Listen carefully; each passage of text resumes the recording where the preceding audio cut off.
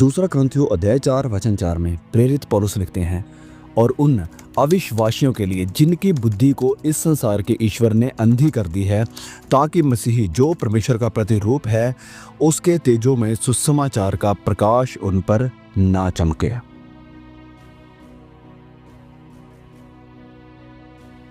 हम ऐसे संसार में रहते हैं जो बिल्कुल मैट्रिक्स के जैसे है।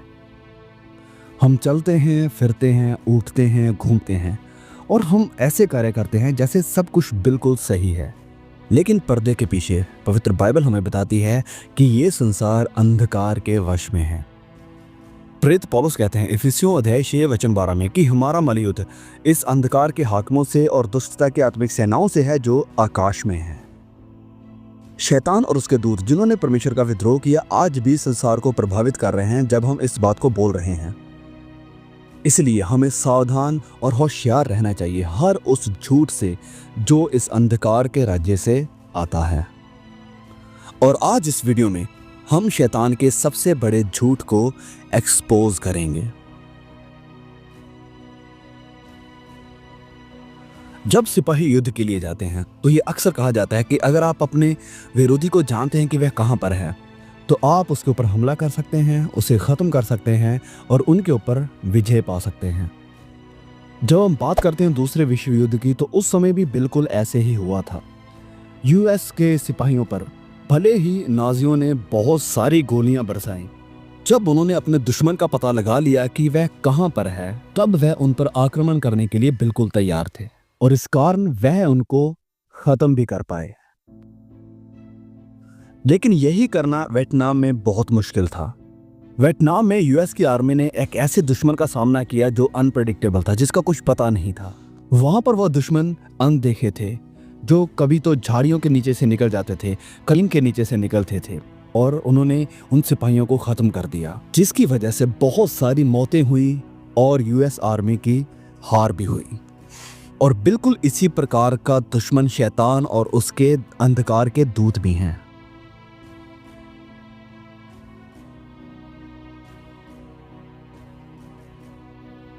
शैतान एक ऐसा स्मार्ट विरोधी है जो परछाइयों में छिपता है और आपको कन्विंस भी कर लेगा कि वह तो वहां पर है ही नहीं।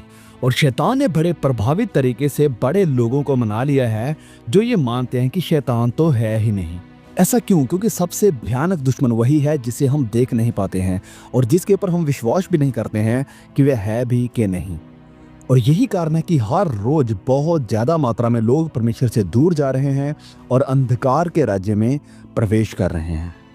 और लोग अनंत जीवन के बारे में भी नहीं सोचते हैं और यहाँ तक कि परमेश्वर का मजाक उड़ा रहे हैं। और ये सब उनके सामने कर रहे हैं जो परमेश्वर पर विश्वास करते हैं और प्रभु यीशु को अपना उद्धारकर्ता मानते हैं। और बाइबल में तो ऐसे पहले ही लिखा था कि यीशु के आने से पहले ऐसे लोग आएंगे। शैतान ने अपने चालाकियों से भरे स्वभाव से इस सारी दुनिया को कन्विंस कर लिया है कि वह तो यहाँ पर है ही नहीं, जिसकी वजह से ये संसार उसके धोखे का बड़ी आसानी से शिकार बन जाता है। और मेरे हिसाब से शैतान का सबसे बड़ा झूठ जिसने बुना है वो ये है कि शैतान तो रियल नहीं है, वह असल में है ही नहीं। लेकिन हम विश्वासी इस धोखे का शिकार नहीं होंगे क्योंकि हम जानते हैं कि वह रियल है। इसलिए क्योंकि हमने यीशु मसीह की असलियत को जाना है। अपने जीवन में कई प्रकार के अनुभवों से हम परमेश्वर के राज्य में हैं और हम उसकी संतान बन चुके हैं। अब जबकि हम जानते हैं कि शैतान रियल है तो वह इस झूठ के साथ हमारा शिकार नहीं कर सकता है। तो वह कौन सा बड़ा झूठ है जिसके साथ शैतान हमारे ऊपर हमला करने के लिए हमारे सामने आ सकता है? तो उस झूठ को पहचानने से पहले चलिए हम देखते हैं कि क्या हुआ था जब शैतान ने यीशु का सामना किया था और देखते हैं कि इस एनकाउंटर से हम क्या सीखते हैं। तो यूहन्ना से बपतिस्मा लेने के बाद पवित्र आत्मा उस पर ठहरा और प्रभु यीशु उजाड़ में गए जहां पर उन्होंने उपवास किया।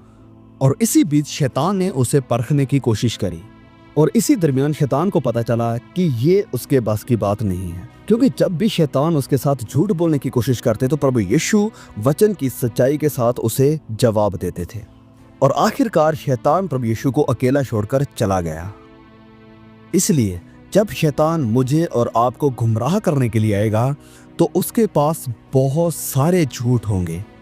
देखिए, प्रभु यीशु बिल्कुल संपूर्ण थे उन्होंने कभी कोई गुनाह नहीं किया, कभी कोई गलती नहीं की। इसलिए जब शैतान यीशु के पास आया तो शैतान के पास कुछ ज़्यादा नहीं था जिसके साथ वह प्रभु यीशु को हरा सके, क्योंकि प्रभु यीशु मसीह बिल्कुल परफेक्ट थे। लेकिन हम तो अक्सर गलतियां करते हैं, हम तो पाप करते हैं, हम ऐसे कार्य करते हैं जिनके ऊपर बाद में हमें गिल्टी फील होती है। और इसलिए जब शैतान हमारे सामने आएगा तो आपको क्या लगता है कि वह किस चीज़ के साथ हमारे ऊपर हमला करेगा? आपने शायद अंदाज़ा लगा लिया होगा, हमारी गलतियाँ, हमारे गुनाह और हमारी कमियां, यही तो वह करता है। अब जबकि आप परमेश्वर के राज्य का एक हिस्सा बन चुके हैं, परमेश्वर की संतान बन चुके हैं, परमेश्वर के राजदूत जिन्हें परमेश्वर अपने राज्य को बढ़ाने के लिए इस्तेमाल करेगा, इस कारण आप अंधकार के राज्य के लिए एक बहुत बड़ा खतरा बन चुके हैं। जब आप अंधकार से जग उठे, जब आपने सच्चाई को जान लिया, जब आपने रोशनी को देख लिया, अब आप शैतान के राज्य को गिराने के लिए तैयार हैं और आप दूसरों को भी तैयार करेंगे। और ये शैतान इसे सहन नहीं कर सकता, तो वह आपको नाश करना चाहता है। वह जानता है कि वह पाप के आनंद से आपको नाश नहीं कर सकता है, क्योंकि आप सचेत हैं, आप सच्चाई को जान गए हैं। इसलिए अब आपके मकसद को विनाश करने के लिए शैतान के पास सिर्फ एक ही रास्ता है जिसकी वह कोशिश कर सकता है। वह ये कोशिश करेगा कि आपको उलझनों में डाल दे, आपको इतना निराश कर दे कि आप इस विश्वास को भी खो दें कि परमेश्वर आपको इस्तेमाल कर सकते हैं। तो मैं कहना चाहता हूँ कि शैतान का सबसे बड़ा झूठ जिसके साथ वह आपके सामने आएगा वह ये है कि आप तो इतने अच्छे नहीं हैं कि परमेश्वर आपको इस्तेमाल करे। वह आपके अंदर ये भावना डाल सकता है कि परमेश्वर तो आपसे हार गए हैं, और आपके मकसद को खत्म करने का ये सबसे बड़ा झूठ है अगर आप इसे मान लेते हैं तो। देखिए क्या होता है, आप कभी कभी हो सकता है गलतियां करें, पाप करें, गुनाह में गिर जाएं, क्योंकि हम इंसान हैं। तो अगर आप ऐसा करते हैं तो आपके अंदर पवित्र आत्मा है जिससे आपको अच्छा नहीं लगेगा, आप गिल्टी फील करेंगे। अब अगर शैतान आपको नीचे गिराना चाहता है तो वह ऐसी बातें आपके सामने लेकर आएगा।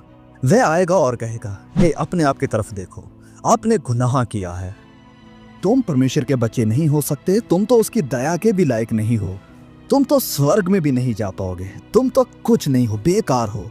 तुम्हें क्या लगता है तुम मसीही बन सकते हो? कभी नहीं, छोड़ो इसे, तुम तो मसीही के जैसे भी नहीं बन सकते हो। अपने आप की तरफ देखो, कितने समय से आपने प्रार्थना भी नहीं की है, फिर से तुमने गुनाह कर दिया है, अब क्या फिर से जाके माफी मांगोगे? छोड़ो ये सब और परमेश्वर को भूल जाओ।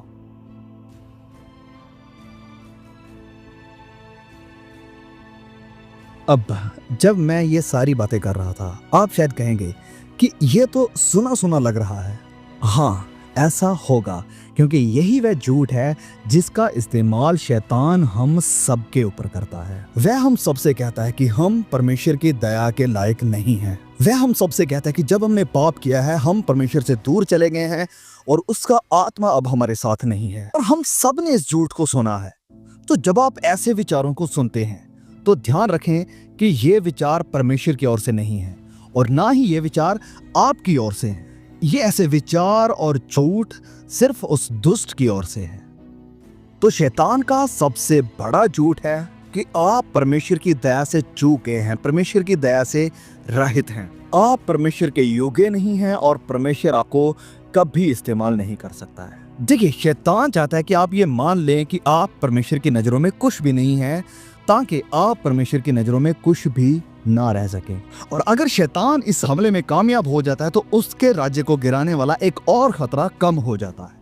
तो अगर आप इस झूठ को मान लेते हैं कि आप परमेश्वर की नजरों में कुछ नहीं है, तो आपके अंदर वो विश्वास भी नहीं रहेगा जिसके द्वारा पवित्र आत्मा आपको इस्तेमाल कर सकता है अपने राज्य को बढ़ाने के लिए। लेकिन हम ऐसा नहीं होने देंगे। तो अगर आप ऐसे शैतानी हमले में हैं तो आप क्या करोगे? आप क्या करोगे कि आप शैतान के झूठ का शिकार ना बने? तो चलिए देखते हैं कि हमारे रोल मॉडल, हमारे चैंपियन प्रभु यीशु ने क्या किया था। आइए देखते हैं कि उसने विरोधी को कैसे जवाब दिया, कैसे उसका सामना किया था। मत्ती अध्याय 4 में जब शैतान प्रभु यीशु पर हमला करने की कोशिश कर रहा था तो वह उसके सामने ज्यादा देर तक नहीं टिक पाया, क्योंकि प्रभु यीशु वचन को बखूबी जानते थे। जब शैतान ने कोशिश करी कि प्रभु यीशु अपना उपवास तोड़े तो प्रभु यीशु ने वचन का इस्तेमाल करते हुए कहा कि इंसान सिर्फ रोटी के साथ ही जीवित नहीं रहता है। जब शैतान ने प्रभु यीशु को कहा कि वह अपने आप को ऊंचाई से नीचे गिरा दे तो प्रभु यीशु ने वचन से जवाब दिया कि तू अपने परमेश्वर की परीक्षा ना करना। तो हम यहाँ सीखते हैं कि हर बात जिसे शैतान प्रभु यीशु के सामने लेकर आया, प्रभु यीशु ने वचन की सच्चाई के साथ हर उस बात का खंडन किया। और मुझे और आपको भी बिल्कुल ऐसा ही करना पड़ेगा, क्योंकि ये होने वाला है। हम इंसान हैं, हम गलती करेंगे, इधर उधर हमारा पैर फिसल जाएगा और शैतान हमारे ऊपर दोष लगाने की कोशिश करेगा। क्योंकि इसीलिए तो प्रकाशित वाक्य 12 में लिखा है कि शैतान मसीह में हमारे भाई बहनों पर दोष लगाता है। देखा, वह आपके ऊपर दोष लगाता है। जब आप फिसलते हैं तो वह आपको और गिराना चाहता है ताकि आप उठ ना पाएं। तो मसीही जीवन के अपने सफर में जब आप फिसलते हैं, पाप करते हैं और गलती कर जाते हैं, तो मैं ये नहीं कह रहा हूं कि अगर, मैं कह रहा हूं जब आप, मतलब कि आप जरूर गिरेंगे, आपसे गलतियां होंगी, लेकिन शैतान को मौका मत दो। वह आपको कहेगा कि आप परमेश्वर के लायक नहीं हैं, परमेश्वर आपसे प्यार नहीं करता है। तो इस सिचुएशन में आपका भी जवाब प्रभु यीशु के जैसे परमेश्वर का वचन हो। तो जब विरोधी आपसे कहता है कि परमेश्वर तो आपसे प्यार नहीं करता है, तो आप उसे कहिए कि कौन हमको मसीही के प्यार से अलग करेगा, जो हमारे प्रभु मसीही यीशु में है। जब शैतान आपसे कहता है कि अब तो आपके पास कोई रास्ता नहीं है कि आप स्वर्ग जा पाएं, आपने तो फिर से गुनाह किया है, तो आप उसे कहिए कि यदि हम कहें कि हम में कुछ भी पाप नहीं, तो अपने आप को धोखा देते हैं और हम में सत्य नहीं। यदि हम अपने पापों को मान लें तो वह हमारे पापों को क्षमा करने और हमें सब अधर्म से शुद्ध करने में विश्वास योग्य और धर्मी है। और इस समय अब शैतान शायद आपको और भी परेशान करे और कहे कि आप इसलिए बार बार पाप कर रहे हैं क्योंकि पवित्र आत्मा आपके अंदर नहीं है और परमेश्वर ने आपको छोड़ दिया है। और इस दोष का जवाब आप इस वचन से दे सकते हैं कि आप परमेश्वर पिता के भविष्य ज्ञान के अनुसार आत्मा के पवित्र करने के द्वारा आज्ञा मानने और यीशु मसीह के लहू के छिड़के जाने के लिए चुने गए हैं। ये वचन महत्वपूर्ण है, मीनिंगफुल है, बहुत सारे कारणों के कारण। सबसे पहला, क्योंकि सबसे पहले यह वचन कहता है कि आप चुने गए हैं परमेश्वर के भविष्य ज्ञान के अनुसार, जिसका मतलब है कि आपके जन्म लेने से पहले, इस संसार कायनात को बनाने से पहले परमेश्वर ने आपको चुन लिया था कि आप उसे स्वीकार करें, कि उसके पवित्र आत्मा के द्वारा आप पवित्र किए जाएं। अब पवित्र करने का मतलब है कि आप अलग किए गए हैं, पाक किए गए हैं, जिसका मतलब है कि परमेश्वर ने सृष्टि के आरंभ से ही आपको चुन लिया था कि आप उसके आत्मा को स्वीकार करें और पवित्र बने, जिसका मतलब है कि आप अलग होने के लिए बुलाए गए हैं। तो जब आपने कोई गलती करी है तो शैतान आपके सामने आता है, तो आप उसे याद दिलाइए कि परमेश्वर के भविष्य ज्ञान के अनुसार आप पहले से ही पवित्र बनाए जा चुके हैं। और अगर आप कभी गुनाह में फिसल भी जाते हैं तो याद रखिए कि आप पवित्रताई के सफर में हैं। तो उन पलों में जब आप गिरते हैं, गुनाह करते हैं या गलतियां करते हैं, तो अपने आप को परमेश्वर से दूर लेकर जाने की बजाय परमेश्वर की दया में उड़ना सीखिए, क्योंकि लिखा है कि आप परमेश्वर के अनुग्रह के सिंहासन के निकट हयाव बांध कर आ सकते हैं और आप पर दया की जाएगी और आप अनुग्रह पाएंगे और आवश्यकता के समय आपकी सहायता की जाएगी। तो जब आप इस तरह उस दोष लगाने वाले को जवाब देंगे तो उसके पास कोई और रास्ता नहीं होगा सिवाय भागने के।